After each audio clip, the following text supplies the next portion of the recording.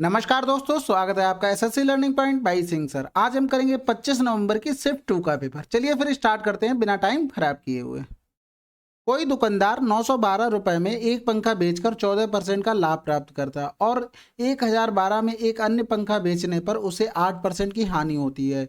उसका समग्र लाभ या हानि ज्ञात कीजिए। देखो, हमने सीपी मान लिया, अगर 100 होता तो 14% का लाभ लेते तो कितने का होता? 114 का होता। इसी तरीके से दूसरी वस्तु थी, अगर उसका 100 मानते 8% की हानि होती तो कितने के बेचते? 92 के। तो यानी कि 114 की वैल्यू थी 912। हमें निकालना होगा सीपी, यानी कि हम निकाल लेंगे यहाँ से 100 की वैल्यू। तो सीपी यहाँ से देखो, ये 8 बार कट जाएगा, पूरा पूरा 8 बार कट गया, यानी कि जो सीपी आया है हमारा कितना निकल के आया? 800 रुपये निकल के आया। अब फायदा कितने का ले रहा? 912 में बेच रहा था, दिख रहा है ना कि नहीं दिख रहा है? इतना दिखना चाहिए, यानी कि 112 रुपए का यहाँ से प्रॉफिट ले रहा। इसी तरीके से इसमें 92 की वैल्यू 1012 हो गई। यहाँ से निकाल लेंगे 100 की वैल्यू, यानी कि सीपी आ जाएगा निकल के। तो यहाँ से देखो, ये पूरा पूरा 11 बार कट जाए, क्योंकि 11 दूनी 22 हो रहा है, 11 नौ 99 और एक दो कितने हो जाए? 101 हो जाएगा, यानी कि यहाँ पर हो गया 1100 रुपये सीपी। और बेच कितने में रहा था? 1012 की। तो यहाँ से देखो लॉस कितने का हो रहा था, यानी कि 88 रुपए का यहाँ से लॉस हो रहा था कुल मिलाकर। तो देखो 112 का प्रॉफिट लॉस हो रहा, 88 का घटा देंगे, प्रॉफिट कितना हो रहा? 12 से 8 गया 4 बचा, और 10 से 8 गया 2, यानी कि 24 का उसे प्रॉफिट हो रहा है। टोटल खर्चा कितना था? 800 रुपये यहाँ पर, 1100 रुपये यहाँ पर, यानी कि 1900 रुपये। पूरे कर दो 100। देखो 19 किस में दिख रहा? नीचे केवल इसमें दिख रहा। हमारा आंसर आ गया। अगला सवाल, एक त्रिभुजाकार मैदान के तीनों कोनों पर 3 घोड़े बंधे हुए हैं। प्रत्येक को बांधने के लिए 7 मीटर लंबी रस्सी का उपयोग किया गया है। घोड़े द्वारा चरे गए कुल स्थान का क्षेत्रफल क्या होगा? देखो सिंपल सी बात, देखो आर अगर 7 होती है तो तुम्हारा एरिया कितना होता है? 154। ये सभी को याद होगा लगभग, ठीक है। अगर नहीं याद हो तो याद कर लो भैया, जब 7 होती तो 154, 2 पाई आर की वैल्यू आती है 44। और अगर 14 हो गया तो इसका देखो कै गुना हो रहा है? 2 गुना हो रहा है। तो इसका एरिया कै गुना हो जाएगा? 4 गुना, यानी कि 616। और ये हो जाएगा केवल 2 गुना, कितना? 88। तो ये याद कर लो। अब यहाँ से देखो, जब रेडियस 7 ली तो एरिया 154, यानी कि पूरे सर्किल का एरिया आता है। पूरे सर्किल पर कितना कोण बनता है? 360 का।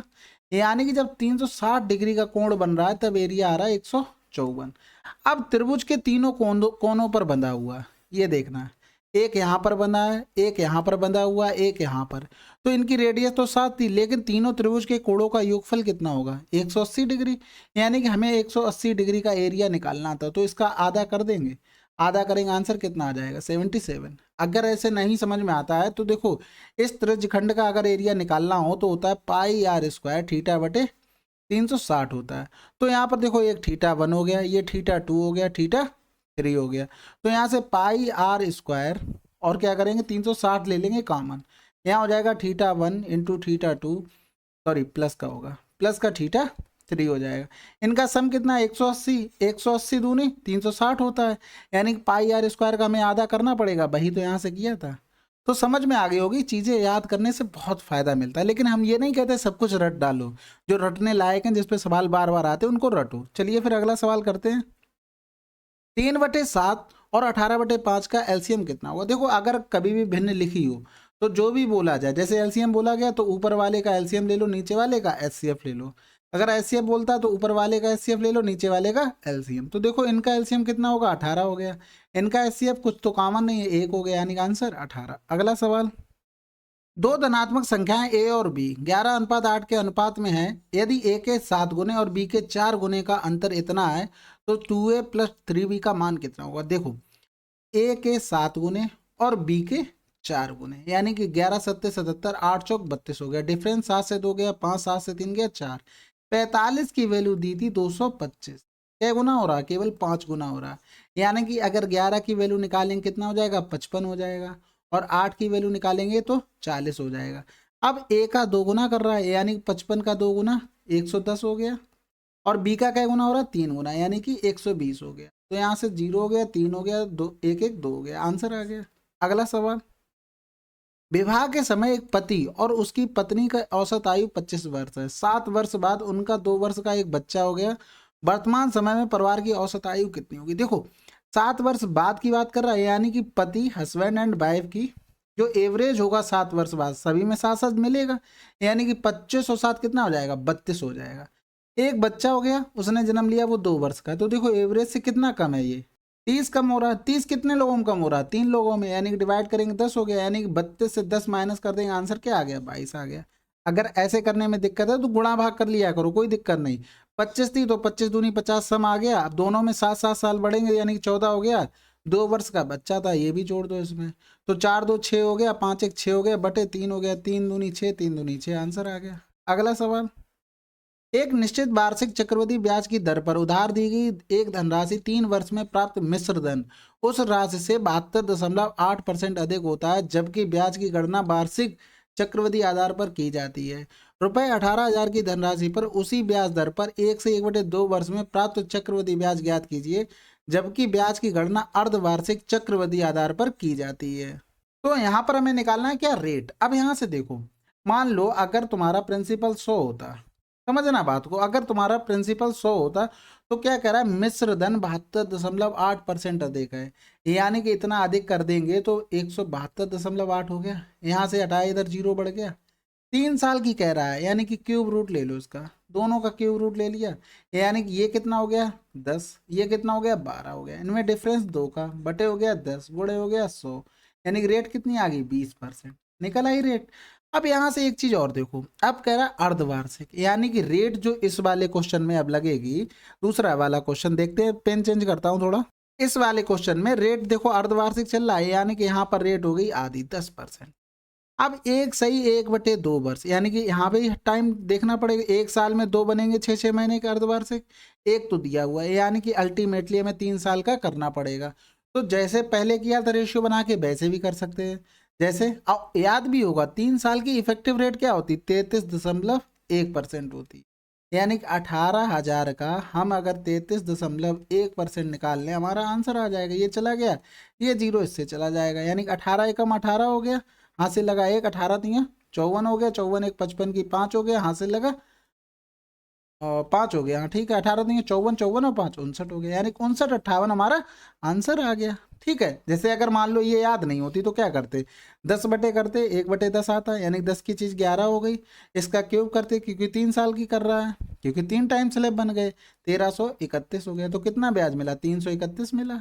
तो 1,000 की वैल्यू हमें 18,000 पता थी, और 331 की वैल्यू निकाल लेते। अगला सवाल, दुकानदार ने कुछ वस्तुएं 800 में खरीदी, जिसमें से 40% 10% की हानि पर बेच दिया, 12% का लाभ प्राप्त करने के लिए शेष वस्तुओं का प्रतिशत लाभ कितना होगा। देखो, हमने मान ली एक वस्तु का मूल्य 1 रुपए था, तो 800 वस्तुओं का मूल्य 800 रुपये हो गया, यानी 800 वस्तुओं में 40% उसने क्या किया, 10% की हानि पर बेच दिया, शेष बची कितनी, 800 में से 60% बची, उनको X% प्रॉफिट पर बेच दिया, बराबर हमें क्या चाहिए, टोटल 800 पे 12% की वैल्यू हमें निकालनी थी, तो ये कैंसिल आउट हो गया, ये कैंसिल आउट हो गया, परसेंट ये माइनस का था, रीजन क्या था, ये हानि हो रही थी, तो यहाँ परसेंटेज, इसका परसेंटेज अगर नीचे करेंगे और इसका भी परसेंटेज नीचे करेंगे, और इसमें तो कुछ बचा नहीं, 800 800 यहाँ से काट दो, कट ही जाना है ना, तो ये देखो 2 जीरो चले गए यहाँ से देखो निकालेंगे, ये बचा यहाँ पर 4 माइनस का प्लस का, 3/5 x बराबर हो गया 12, 12 4 कितना हो गया 16 हो गया, यानी x बराबर 16 पंजे 80 बटे कितना हो गया 3 हो गया,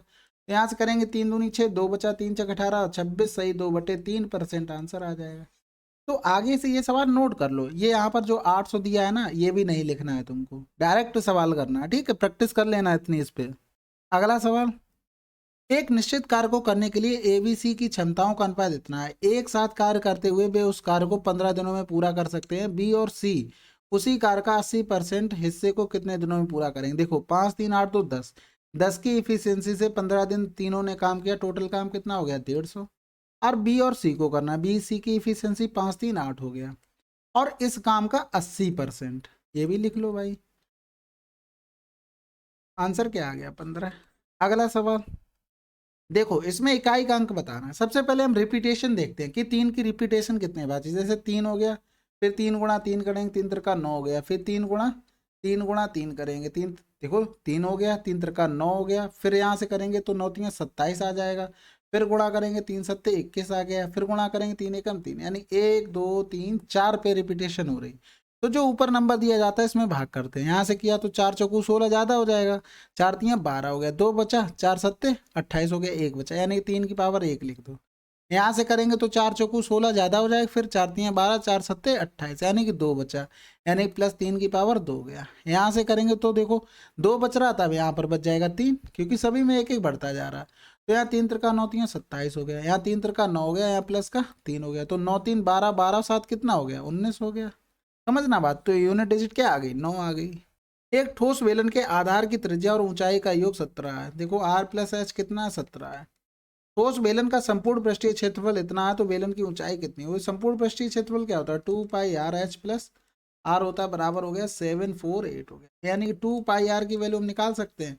17 चौकू 68 होता है और 17 चौकू 68 हो गया, यानी कि 2 पाई आर की वैल्यू 44 आ गई, यानी आर की वैल्यू 7 हो गई। ये तो याद ही करवाया था अभी थोड़ी देर पहले वीडियो में बताया।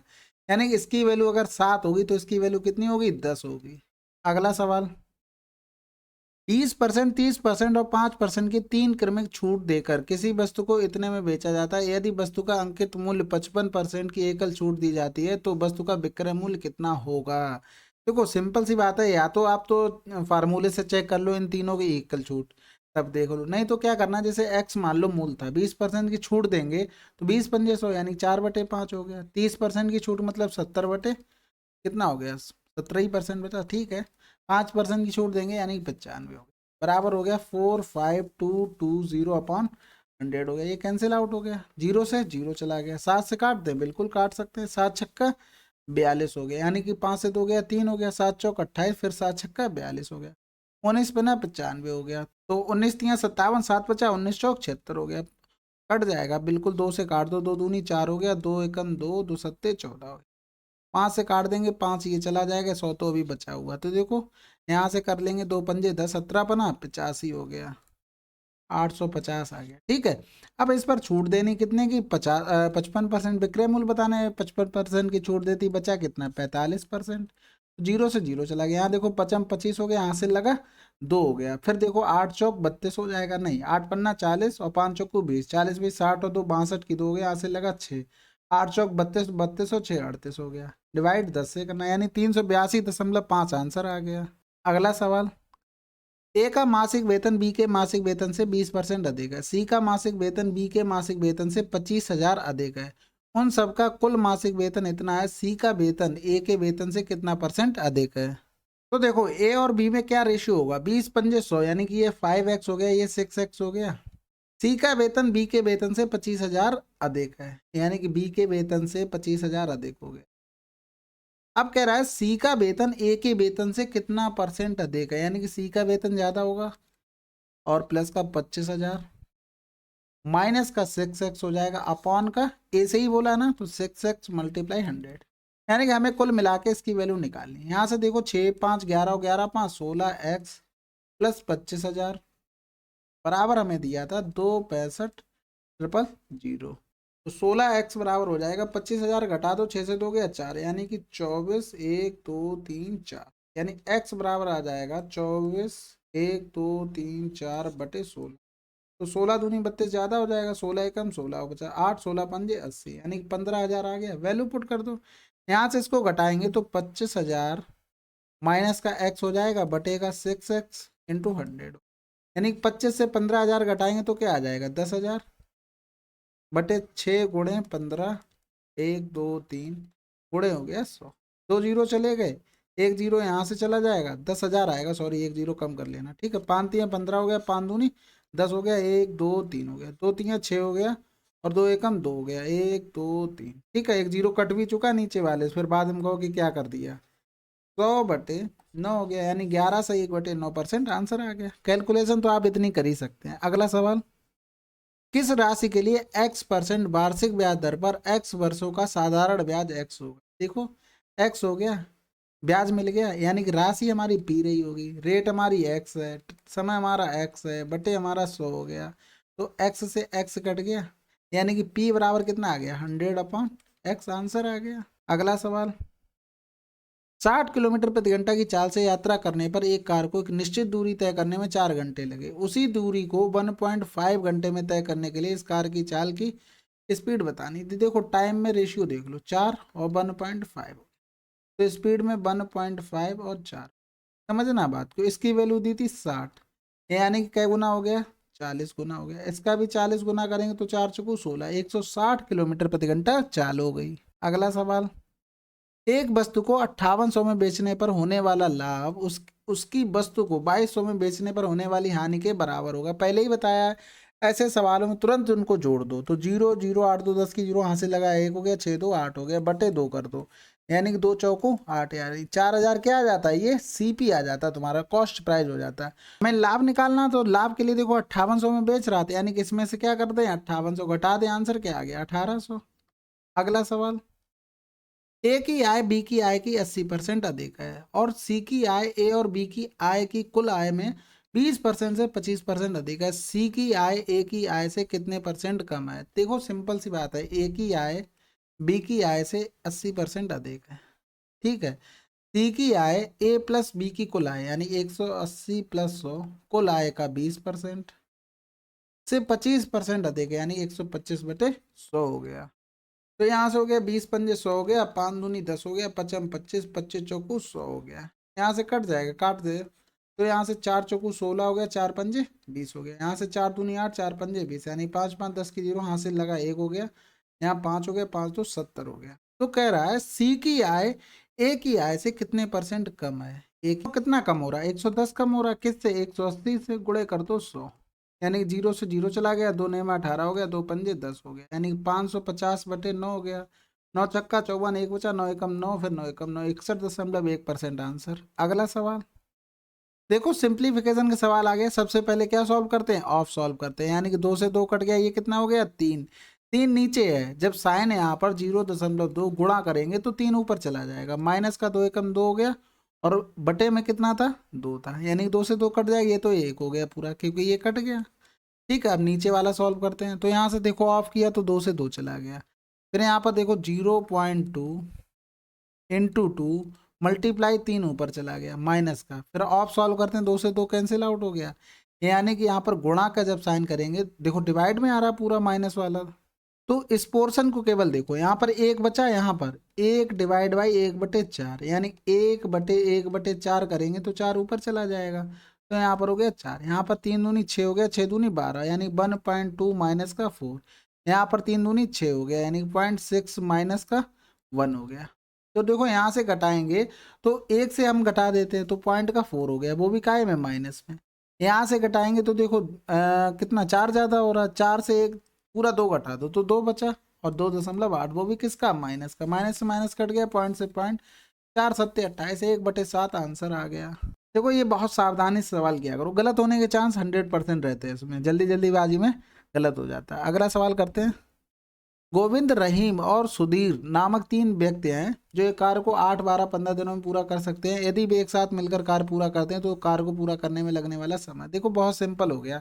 इनका अगर एलसीएम लेते हैं, वो सभी को पता होगा। देखो कैसे सिंपल होता है सवाल, कि ये 1 लाइनर होते हैं, जल्दी से करो, आगे बढ़ो, खत्म करो, उनको ड्रामा नहीं करना होता है इनमें। एलसीएम ले लो, देखो 120 हो गया, इसकी इफिशियंसी 15, इसकी 10, इसकी 8 हो गई।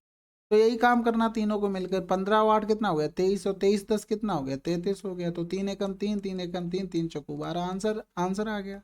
तो इसलिए ये सरल होते हैं। अगला सवाल, यदि 782 को इतने अनुपात में विभाजित किया जाता तो पहला भाग कितना होगा। देखो पहले तो सिंप्लीफाई कर लो, नीचे वाले का एलसीएम लेंगे 12 हो गया, तो ऊपर सभी में 12 को गुणा कर दो, तो देखो 1/2 में गुणा किया 12 का, 2/3 में गुणा किया 12 का, और 3/4 में गुणा किया 12 का, 4 तियाँ 12 हो गया, 3 चौको 12 हो गया, और 2 छक्के 12 हो गया, ये 6 और 4 दूनी 8, 3 त्रिका 9।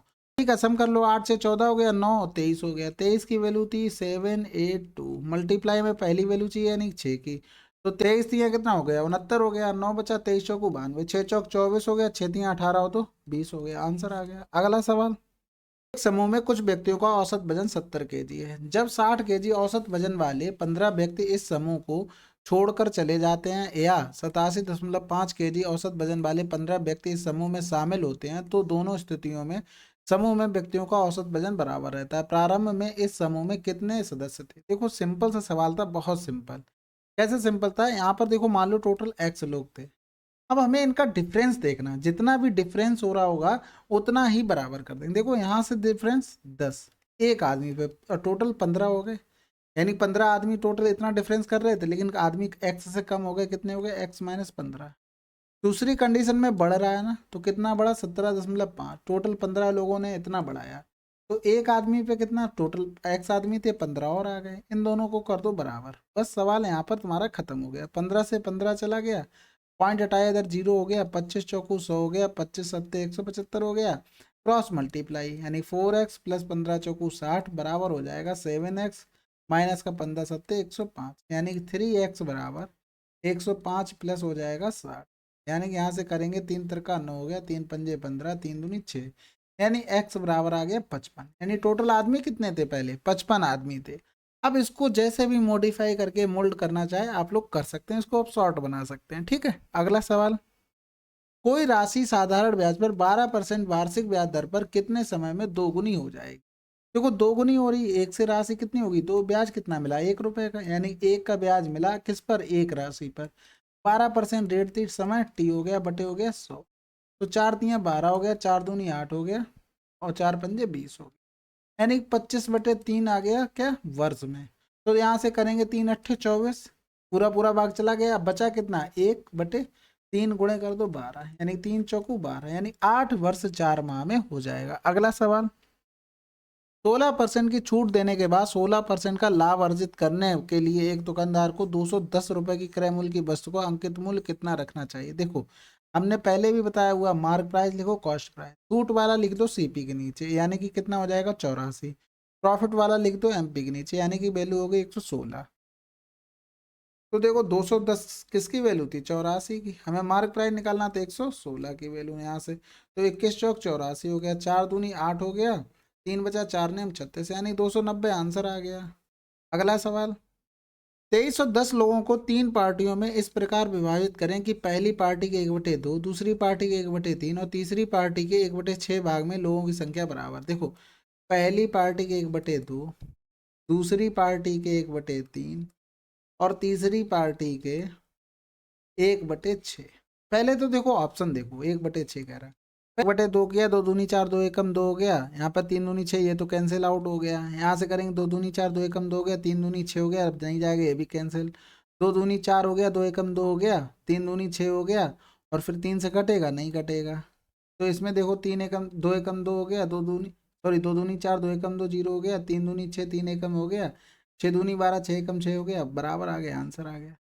बाकी कैसे करेंगे, इनका एलसीएम ले लो, इनका एलसीएम लेंगे तो देखो रेशियो निकल के आ जाएगा। एलसीएम लेंगे 6, यानी इनके सबके बराबर रख दो 6, तो यानी कि देखो पहला बराबर 6 दूनी 12, दूसरा होगा जाएगा 6 तियाँ 18, और तीसरा हो जाएगा 6 छरंग 36। ठीक है, एलसीएम 6 भी आ सकता था, कोई बात नहीं। अब इन सबको जोड़ दो, 8 2 10, 10 6 16, 6 यहाँ से लगा 1 हो गया, तो 2 1 3 3 3 6। अब ऑप्शन में एक चीज देखो सबसे पहले कि अलग कौन सा आ रहा है, अलग जो आ रहा होगा उसी पे हम काम करेंगे। 1290, 1270, 1240, 1260, बस 36 की वैल्यू हमें निकालनी। 66 की वैल्यू दी थी 2 3 1 0, और हमें निकालनी 36 की वैल्यू। तो 6 कम 6, 6 कम 6, 6 रंग 36 हो गया, 11 दूनी 22, 11 एकम 11 हो गया, तो 0 6 कम 6, 6 दूनी 12, 1260 आंसर। ठीक है, तो ये भी ध्यान रखा करो, बाई चांस अगर कुछ हो जाए गड़बड़ तो ऑप्शन पे भी निगाह बनाए रखा करो कि किस में क्या अलग है, क्या सॉल्व करना। अगला सवाल देखो, सबसे कठिन सवाल आ गया इस शिफ्ट का, इससे कठिन हो नहीं सकता। देखो 55 25, 25 चौको 100 हो गया, यानी 6 गुणे 100 बटे हो गया 3, प्लस का 7 से 8 जाएगा, माइनस का 1 हो गया, 3 दूनी 6 हो गया, ये हो गया 200, 200 माइनस 1 करेंगे तो आंसर कितना, 199 आ जाएगा। ऑप्शन देखो 299 भी दिया है, जल्दबाजी में ये गलत हो सकता है। अगला सवाल, चलिए 25 तारीख की शिफ्ट आप 2 आपकी कंप्लीट हो गई। मिलते हैं अगले वीडियो में, तब तक के लिए बने रहिए हमारे साथ। जय हिंद, जय भारत।